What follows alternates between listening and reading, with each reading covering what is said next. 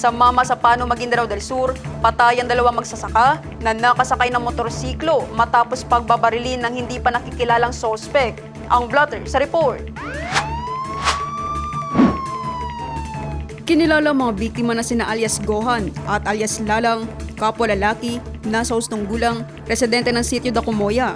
Dead on the spot ang dalawang biktima sa ninang tinamong mga tama ng bala sa iba't ibang bahagi ng kanilang katawan. Naganap ang pamamaril araw ng Miyerkules, February 25. Agad namang nagsagawa ng hot pursuit operation ang Mamasapano MPS at nakipag-ugnayan sa mga kalapit na himpilan ng pulisya, gayon din ng 34th Infantry Battalion at iba pang puwersa ng pamahalaan sa lugar para sa pagtugis sa mga sospek.